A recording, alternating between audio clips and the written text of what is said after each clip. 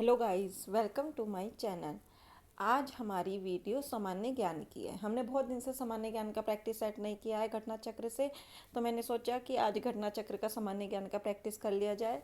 ये केवल आपके लिए, सुपर टेट के लिए ही नहीं, आपकी जो आगामी भर्तियां होने वाली हैं, जैसे KVS हो और आपका EES हो, जिसमें भी आपके जनरल नॉलेज के क्वेश्चन आएंगे, जनरल साइंस से क्वेश्चन आएंगे, इससे रिलेटेड किसी में भी आएंगे, KVS DSSB, तो उन सब के लिए ही ये बेनिफिशियल क्लास है। अगर आप इस पे आए हो तो प्लीज़ इस क्लास को पूरा देख कर जाइएगा। आप यहाँ से कुछ ना कुछ सीख कर ही जाएंगे।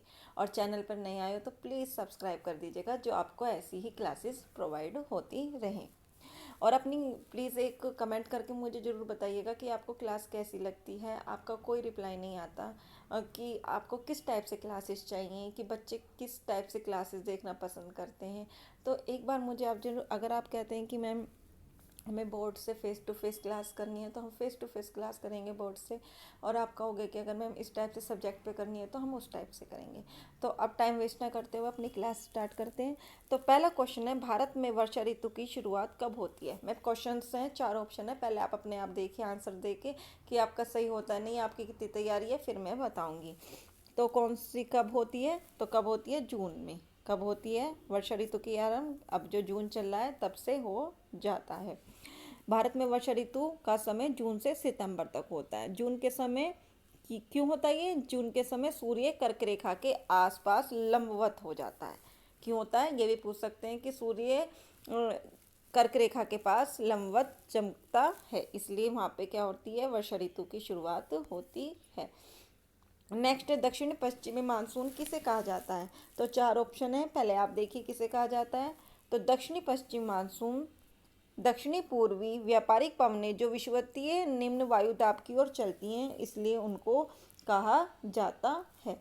क्योंकि क्या होता है, ये यहाँ पे वायु दाब की ओर चलती है, विषुवत रेखा पार करने पर इन व्यापारिक पवनों की दिशा दक्षिण पश्चिम हो जाती है। जब ये इससे पार करती हैं ना, इस विषुवतीय निम्न वायु दाब को, तो उससे दक्षिण पश्चिम की ओर इसकी दिशा हो जाती है, जिससे इसे दक्षिण पश्चिम मानसून कहते हैं।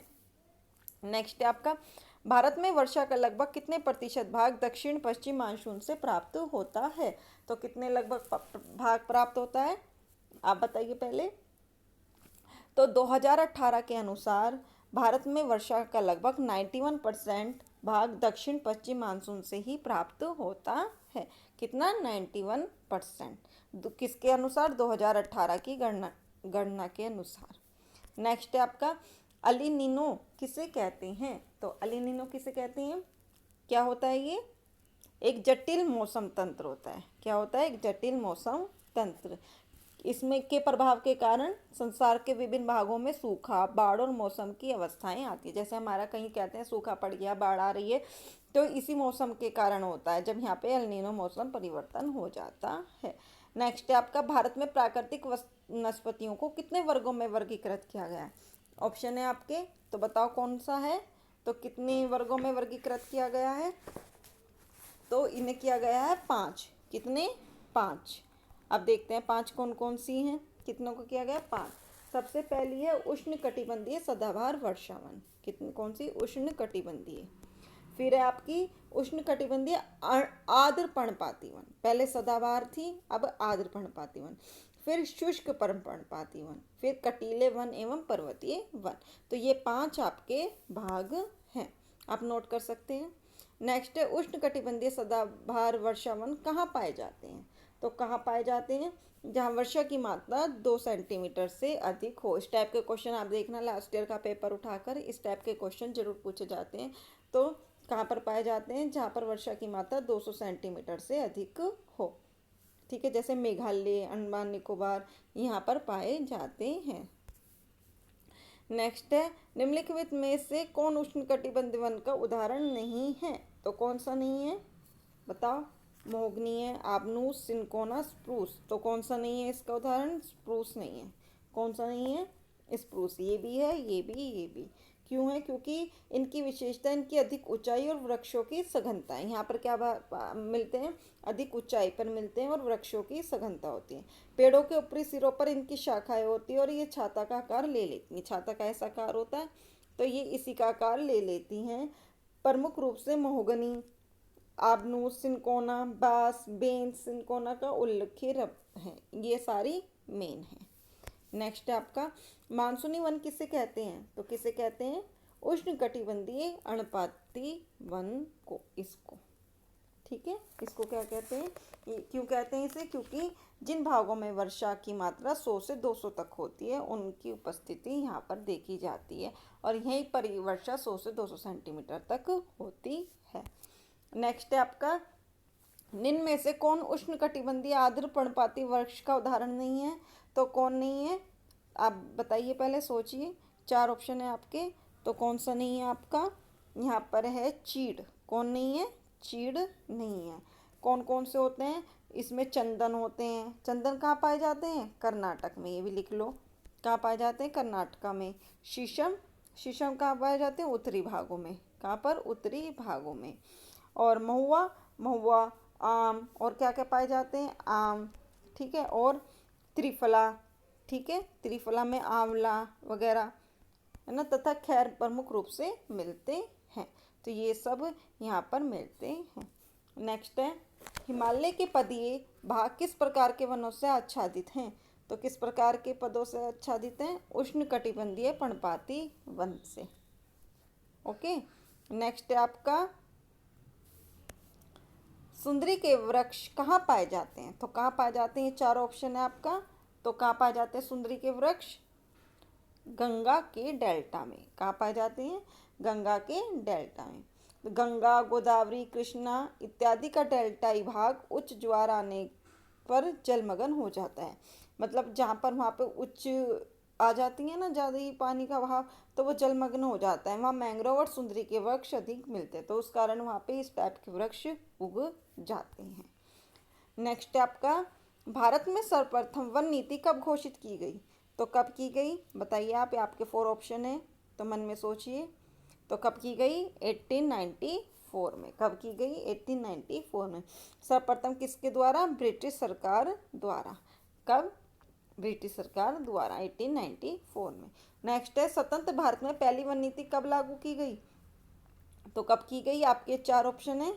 तो वर्ष 1952 में। कब? वर्ष 1952 में पहली वन नीति शुरू की गई। नेक्स्ट है भारत में प्रत्येक वृक्ष वन महोत्सव कब से कब तक मनाया जाता है?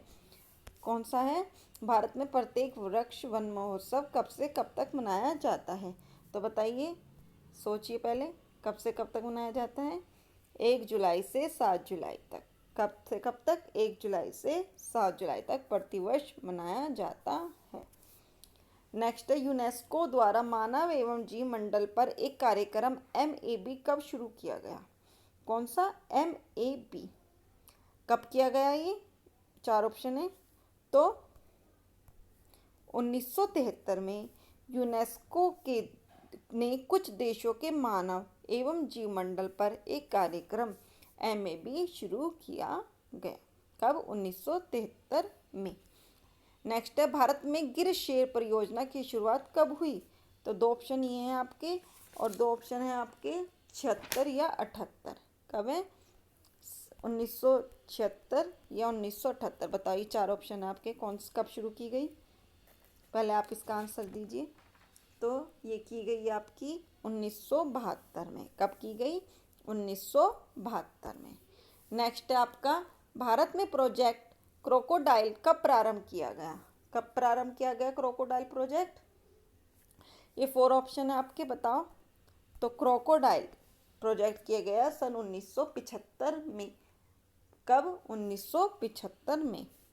इम्पोर्टेंट है, ये सारे पूछा जाता है। आप लास्ट ईयर का पेपर उठा लेना कहीं का भी, ये सब क्वेश्चन आपके कहीं ना कहीं किसी न किसी एग्जाम में आए हुए हैं। नेक्स्ट है गैंडा तथा हाथी परियोजना का प्रारंभ कब किया गया? तो ये 4 ऑप्शन दिए गए हैं आपके। तो कब किया गया? 1987 और 1992 में। ठीक है, कब? 1992 और गैंडा 1987 और हाथी 1992। नेक्स्ट है आपका वन्य जीव अधिनियम कब पारित किया गया? कब पारित किया गया वन्य जीव अधिनियम? 4 ऑप्शन है आपके, पहले आप सोचिए। तो 1972 में। कब किया गया? सारे एक जगह नोट कर लेना कि कौन सा कब, कौन सा कब, उसी से याद होगा, ऐसे नहीं याद होंगे। एक जगह सारे नेम लिखो, फिर वो कब कब पारित हुए, तो इस टाइप से आप याद कर सकते हैं। कब पारित हुआ? 1972 में। ऐसे तो रटा नहीं जाएगा, आप एक बार रटोगे फिर भूल जाओगे। अब देखो यहाँ सारे आ गए। वन संरक्षण अधिनियम, पर्यावरण संरक्षण अधिनियम और जैव विविधता अधिनियम कब हुआ क्रमशः, आपको इसे लाइन से बताना है। तो कब हुआ? 1980 में तो वन हुआ था, पर्यावरण 1986 में, और जैव 2002 में। तो इस टाइप से सीरीज में आपको याद रखना है। नेक्स्ट है, ये बहुत इंपॉर्टेंट क्वेश्चन है, ये तो पीएनपी का मोस्ट इंपॉर्टेंट फेवरेट क्वेश्चन है। रेड डाटा बुक कौन जारी करता है? तो ये तो सबको आपको भी पता होगा, रेड डाटा बुक कौन जारी करता है? तो ये करता है IUCN। कौन करता है? IUCN। इसकी फुल फॉर्म क्या होती है भी लिख लीजिए। आई से इंटरनेशनल, यू से यूनियन, सी से कंजर्वेशन, IUCN, एन से and nature, international union conservation of nature. कौन करता है? यहाँ पे क्या करते हैं, जो संकटग्रस्त जीव होते हैं उसको सूचीबद्ध करने के लिए। यहाँ पर इसके जो भी संकटग्रस्त हो गए हैं, जैसे जो विलुप्त हो गई हैं, लाल पांडा हो गया, भालू हो गया, उड़न गिलहरी, एक सींग वाला गैंडा, जंगली गधे, सभी इसमें हमारे रेड डाटा बुक में सम्मिलित होते हैं कि कैसे क्या हुआ। नेक्स्ट है आपका भारतीय अंतरिक्ष अनुसंधान संगठन इसरो का मुख्यालय कहाँ है? तो ये भी आपको पता है, बहुत इंपॉर्टेंट क्वेश्चन है और मेनली आता ही है बेंगलुरु में। कहाँ पर है? बेंगलुरु में। भारतीय अंतरिक्ष संस्थान भारत का राष्ट्रीय अंतरिक्ष संस्थान है, जिसका मुख्यालय कर्नाटक की राजधानी बेंगलुरु में स्थित है। नेक्स्ट है, भारतीय अंतरिक्ष कार्यक्रम के जनक के रूप में किसे जाना जाता है? तो किसे जाना जाता है? डॉक्टर विक्रम साराभाई को। किसे? डॉक्टर विक्रम साराभाई को। नेक्स्ट है, इसरो का गठन कब किया गया? तो अभी हमने पढ़ा कहाँ पर मुख्यालय? बेंगलुरु में। और कहाँ पर कब गठन हुआ? 1969 में। कब हुआ? 1969 में। नेक्स्ट क्वेश्चन है, नासा का गठन कब किया गया? तो नासा का गठन हुआ है 1958 में। उसका हुआ है 69 में और इसका हुआ है 1958 में, क्योंकि इसमें अपोलो, चंद्रमा अभियान, स्काईलैब, अंतरिक्ष स्टेशन आदि रूप से उल्लेखनीय है नासा में। नेक्स्ट है, किन प्राचीन ग्रंथों में जनगणना का उल्लेख मिलता है? तो किन प्राचीन ग्रंथों में मिलता है जनगणना का उल्लेख? तो आपके अर्थशास्त्र, आईनी अकबरे सब में ही इसका उल्लेख मिलता है, दोनों में। नेक्स्ट है आपका, आधुनिक पद्धति में व्यवस्थित ढंग से जनगणना सर्वप्रथम हुई थी। कहाँ पर हुई थी? तो आपके कहाँ पर हुई थी पहले सोचो। तो ढंग से 1749 में सर्वप्रथम स्वीडन में हुई थी। कहाँ पर? 1749 में सर्वप्रथम स्वीडन में। नेक्स्ट है, सर्वप्रथम दशकीय जनगणना कहाँ हुई थी? तो कहाँ पर हुई थी? पहले ये पूछते हैं कहाँ हुई थी, तो कब हुई थी? 1890 में। और कहाँ हुई थी? तो आपकी हुई थी अमेरिका में। कहाँ पर हुई थी? 1890 में अमेरिका में। नेक्स्ट है, ब्रिटिश भारत में पहली बार जनगणना कब हुई थी? तो कब हुई थी आपकी ब्रिटिश में? 1872 में पहली बार हुई थी। कब हुई थी? 1872 में। और किसके? उसमें लॉर्ड मेयो के कार्यकाल में। किसके कार्यकाल में? लॉर्ड मेयो के। लॉर्ड मेयो के। ओके, तो लास्ट क्वेश्चन है आज का हमारा, ब्रिटिश भारत में प्रत्येक 10 वर्ष के अंतराल पर जनगणना कब से प्रारंभ हुई? तो कब से प्रारंभ हुई? 1881 में। उसमें कौन थे? जब हमारे वायसराय लॉर्ड रिपन के समय से प्रत्येक 10 वर्ष के अंतराल में जनसंख्या का आकलन प्रारंभ हुआ, जो आज भी जारी है। अब लास्ट जो हुई थी 2011 में हुई थी जनगणना की, लेकिन इसके अनुसार हर 10 साल में, तो 2021 में होनी थी, लेकिन कोरोना की वजह से अब इसकी वो चल रहे हैं आंकड़े 2022 में या 23 के स्टार्टिंग में, क्योंकि कोरोना का ही चल रहा है। तो ये आपके ये आंकड़े आने वाले हैं, तो सारे आंकड़े फिर चेंज हो जाएंगे, तो आपको फिर वही आंकड़े याद करने पड़ेंगे, क्योंकि कोरोना की वजह से बहुत ज़्यादा डिस्टरबेंस हुआ है, तो इसी वजह से आपके अभी आंकड़े जारी नहीं हो पाए।